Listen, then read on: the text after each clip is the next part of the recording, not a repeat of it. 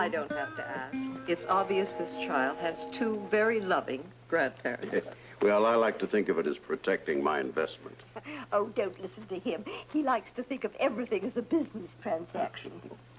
He loves this little boy just as much as we all do. Well, I'm afraid I'm not quite the devoted grandparent that Lila is. You know, she takes him for a walk every single day. Weather permitting, of course. Oh, you're lucky to have him so close by. You know, couldn't be much closer than the same house. You mean property? Here, would you like a cake, Mr. Quartermain? Oh, yes, yes, thank you. The wonderful thing is that we're all here to give this little boy all the encouragement that he needs. Oh, not such a little boy. In fact, he's rather tall for his age. No, not particularly. Oh, of course, all the Quartermain men are tall. It runs in the family. Here, darling, would you like another one of these? Which one do you want? That one? He knows. Maybe you'd like to take it outside and eat it. It's such a lovely day. Yeah, come on, I'll take him outside. Come on, Sonny, we won't get crumbs all over everything. You know, we like to think the child's family environment is the most important aspect of its development. Education, living environment, these things are important. But the attention the child receives in the home is what matters. You seem to have quite an interest in children, Miss Blevins. Well, it's my job, Mrs. Quartermain. Oh, you're a teacher? A social worker. I thought you... No, I'm sorry. I didn't feel it was necessary to explain it when I introduced you all. And here I was, assuming that you were the babysitter for little Jason. Well, if I ever consider moonlighting, I couldn't think of a better position. Or a cuter little ward. Oh, no, he doesn't need a babysitter. You see, we have Stella living in now, full-time. I thought you said you were assuming that I was a new babysitter. Oh, for Jason. Well, what about Stella? Was that it? Yes, Stella. She's our live-in help. So you don't really need a babysitter? No, we don't need a babysitter. Heather does. I'm afraid I'm confused. Well, what Lila means is when she and Edward are out and unable to babysit and Stella isn't available, well, then it's up to me to find a babysitter. That's why they assumed you were a new babysitter. Well, perhaps then I should explain why I'm here. Oh, no, Lila understands. Would you like some more tea? Well, a little if it's not too much trouble. Oh, here we are. Lila? Thank you, dear. Ah, here they are. Thank you. If it's all right, I'd like to ask Jason a few questions. Well, that's not going to be too easy. Oh, certainly. Go ahead, ask him anything. Don't worry, Mr. Quartermain. I've had a good deal of experience in this sort of thing. Hi. My name is Mrs. Blevins. Can you tell me how old you are? 4? Well, there he goes again. What he really means is this. Heather, what are you doing? It took me a week to teach him that. It took him 2 to teach him how to read the stock market reports. Well, I'm afraid it started a bit early on that one. Do you like living here, Jason? Bless you. Jason? No, you No, see, Edward, see, sometimes we call him Jay. Isn't that right, Edward? Well, whatever his nickname, he certainly seems to be a well-adjusted child. Oh, yeah. Thank you very much. Would anyone like any more tea cakes? Oh, yes, thank you, Heather. Here we are.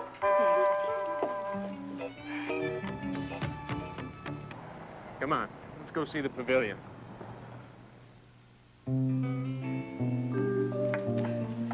These are the days that make me appreciate being a social worker. You mean the tea was really that good? Oh, not the tea, Miss Weber. The opportunity. No, the honor of being allowed into such a happy home. I don't have to see any more. Little Jay here is obviously a very loved and lucky young man. You don't know how much it means to me to hear you say that. There was some question that I might not approve of this environment. This environment. You can never say that if you saw many of the homes I visit. All I observe here is peace and tranquility.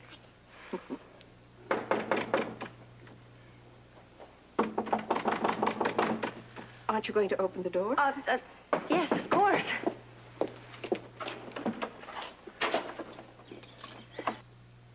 come on in. Hi. Hello, hello, sweetheart. I'd like you to meet Mr. and Mrs. Alan Quartermain. This is Mrs. Blevins from the Hello. Social Services Department. Oh, yeah. This is Alan, Jason's father. And this is Monica, Alan's generous wife. Yes, it was all in the file. I want you to know, Mrs. Quartermain, how much I respect your broad-mindedness and Christian charity to still show affection for a child that's not yours. Oh, Jason. Yes, I've enjoyed visiting with him today. Well, I'll write up my report right away. You can be sure it'll be favorable. Thank you. Goodbye, everyone. Bye.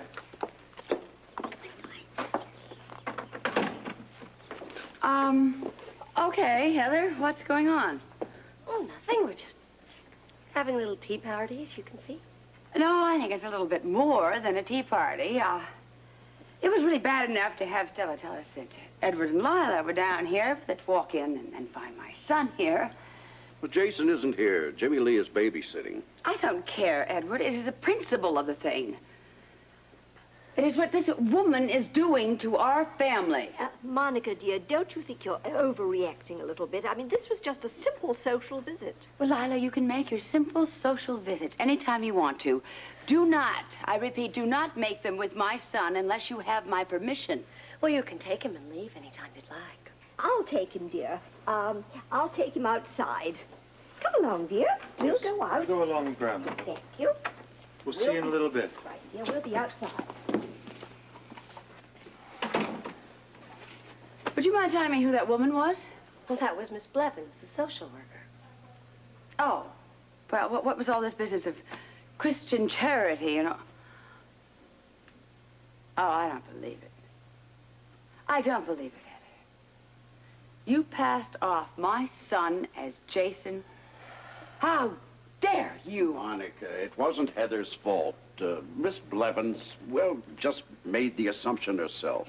Yes, and you played right along with it, didn't you? Well, there really wasn't any choice.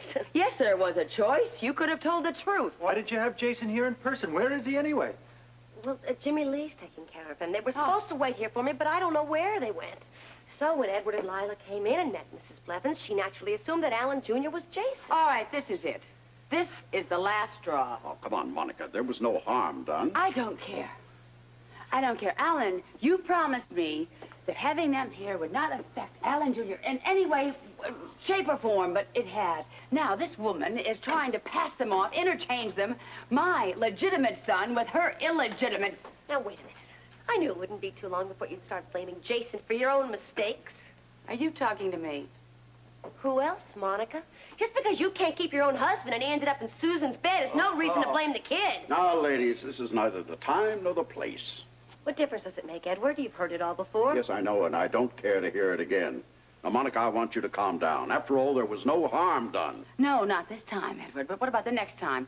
What about when Alan Jr. is older and Heather all of a sudden decides to just change him for Jason whenever she feels like it? It's not going to happen. I don't care if it's not going to happen, because it isn't going to happen, because this woman is getting out of this house right now. I want you and that brat out of here. Monica. You have 1 week to pack, and then I'm going to throw you out. Monica, be reasonable, for goodness sake. Reasonable? I am very reasonable. If I weren't reasonable, I'd throw her out right now. Well, so much for Christian charity. Hi, guys.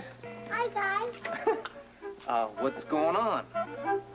Wait a second, let me get this straight. The social worker thought that Alan Jr. was Jason? Yeah, well, you know, actually, it was quite funny. Especially when she went on about how big he was for his age. And nobody said anything, right? It was all so confusing, we hardly had time to catch our breath. You expect me to believe that, Lila?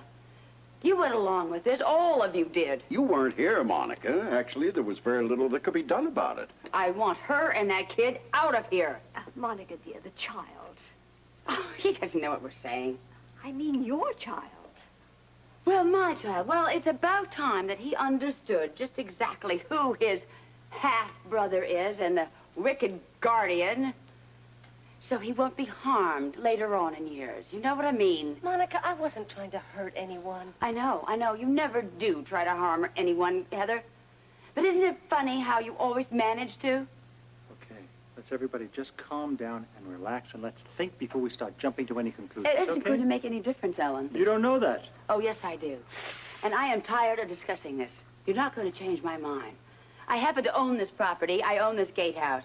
and I want the tenants out of here immediately. Do you hear me? Not so fast, Monica. What do you want? Sorry, but I can't let you throw them out. I don't recall asking your opinion. It's not an opinion, lady. It's a demand. You're not throwing anybody out. I know what it's like to grow up without a father. I know all about it.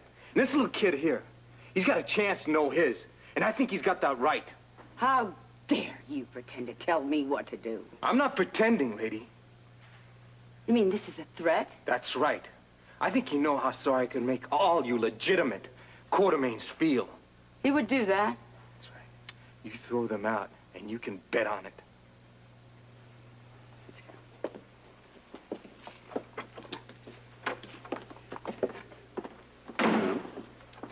I guess we better go, too. Yes, I think we should. Heather, dear, thank you so much for the tea and the cake. Drop by anytime, Lila. Good to see you, Edward. I really feel like I should say something. Oh, I think Jimmy Lee said it all. I guess he did. Say goodbye to Daddy. Bye, Daddy. My sweetheart.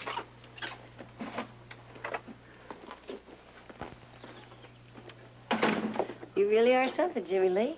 Yeah. Just like bowling a strike, not a pin left standing. Sometimes you gotta do some things you don't like to do. Well, whether you liked it or not, I loved every minute of it. Would you cut it, Heather? I told you about that, all right? Just cut it. All right, I'm sorry. Sorry, I forgot you don't like to be pushed. But I'll tell you something. The two of us would sure make a pair. If we could work together.